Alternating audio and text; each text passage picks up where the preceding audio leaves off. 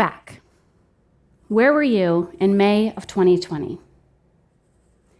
Like many other educators, I was preparing to close out the most unique school year in my time as a teacher after spending the past couple months trying to figure out how to teach online from my kitchen table while also navigating the uncertainty and trauma of a global health pandemic. And then, on May 25th, 2020, George Floyd was murdered in police custody in Minneapolis. In the wake of this tragedy and the days of civil unrest that followed, my colleagues and I realized we couldn't just keep showing up to our virtual classes to teach math and science and reading and writing as if everything was fine. And so we gathered on Zoom one morning to face an urgent question. What do we say to the kids? Since that day, I've started reflecting on more moments like this. Growing up in the 80s and 90s, I remember my parents telling me about 2 specific dates where they remember exactly where they were and exactly what they were doing. These were the dates that President John F. Kennedy and Dr. Martin Luther King Jr. were assassinated. A generation later, these memorable events for me were the Columbine school shooting and September 11th, 2001. The more I reflected on these where were you when moments, both as a teacher and then later as a social and emotional learning specialist, I realized that they share distinct characteristics. They're collectively experienced, they're disruptive to daily life, and often they cause a shift in beliefs, behaviors, or even policies. And today's young people, perhaps due to globalization or social media, may be faced with even more of them. And so, educators like me, I assumed, must be faced with even more of these what do we say to the kids moments too. So I've actually done quite a bit of study of this question, and I'm going to tell you what we say to the kids. And not just for educators, but for parents and caregivers and anyone who interacts with or supports young people. In my doctoral research, I came to call these moments consciousness-shifting current events, which are occurrences that have a profound collective impact on the community, state, or nation where they take place, and usually cause a change in awareness, attitude, or behavior among those impacted by it. I'm going to share the insights from my research with you today, but I have to first offer a disclaimer that since it's not yet published, hope to do that this spring, I am going to focus on general, broad conclusions and leave out any personal details that could be used to identify my participants. And so with that in mind, the first broad conclusion I want to share with you is that silence is not an option. The educators I spoke to told me that it was a moral imperative to address these events with students. If it wasn't clear before, the era of COVID-19 has made it clear now that education is an essential industry. And as frontline workers, educators are tasked with more than teaching. They're responsible for supporting the physical and emotional well-being of students amidst a wide variety of social crises and collective traumas. Natural disasters, civil unrest, racial injustice, community violence, and of course, a global pandemic.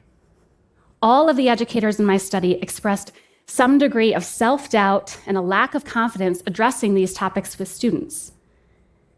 Yet in the stories they shared and the strategies that they shared with one another, I discovered that actually most educators actually do have an implicit understanding of what needs to happen in those moments to get students back to a place of learning.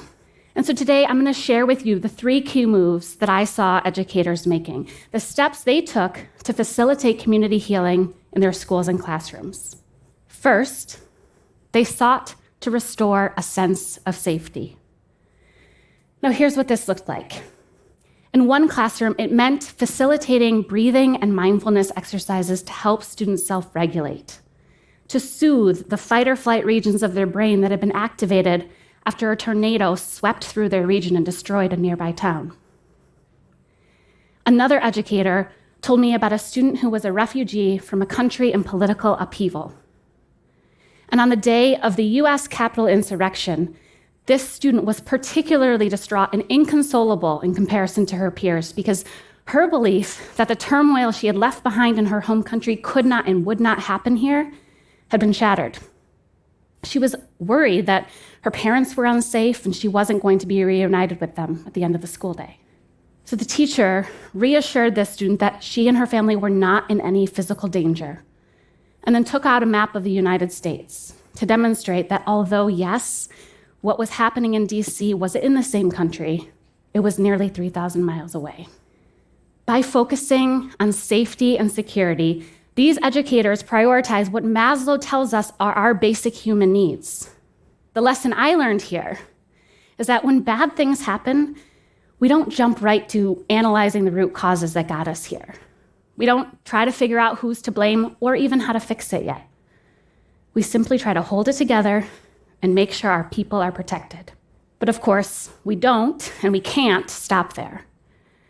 After restoring physical or psychological safety, educators engage in heart work.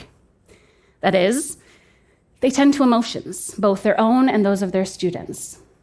This often involves with educators modeling their own vulnerability, admitting they're scared or uncertain or don't have all the answers and feel anxious about that. It also involves creating space for students to do the same. Many of the educators in my study talked about using talking circles as a way for students to process what they're going through without judgment. One told me about using a virtual talking circle for both adults and young people to navigate feelings of grief and loss and fear associated with coronavirus. A theater arts teacher shared with me how she helped students process the death of a classmate. Realizing that students didn't feel comfortable talking openly, she led them in a silent activity to create artistic representations of their thoughts and emotions. Now, heart work can be hard work, but here's why it matters. When we navigate our emotions, it moves us from that survival part of our brain to a more emotionally regulated state. And do you know what else is possible when we're operating from that calmer state? Connection, love, belonging, community. So it's by reinforcing and strengthening the relationships that we have with one another that we get through the hard times. It's how we develop positive coping strategies and ultimately resilience. And this connection, this sense of we're all in this together, is what cultivates hope and leads us to the final step, empowering action.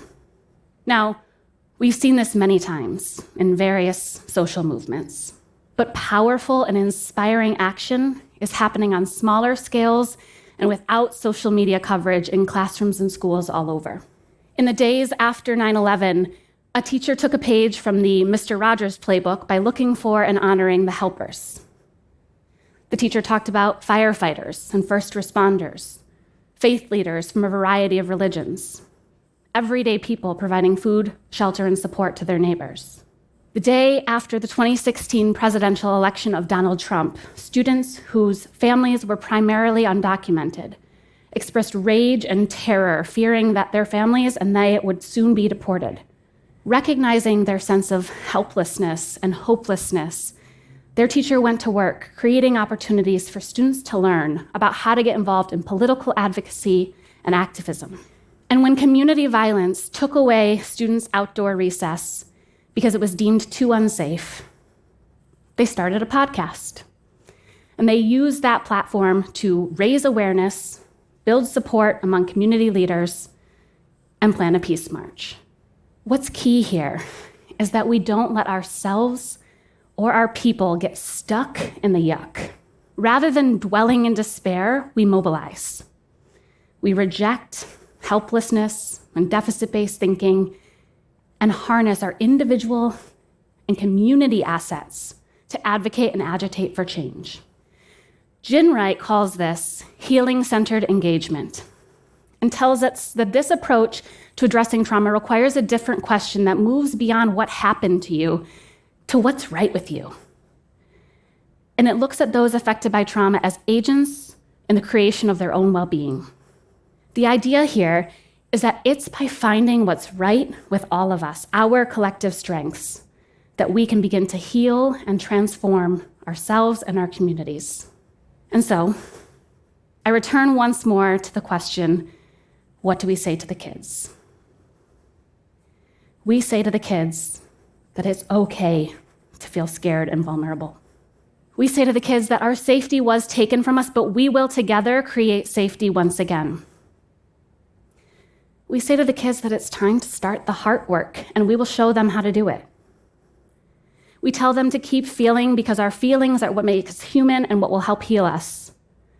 And finally, we say to the kids that we must rebuild together through action, each and every one of us.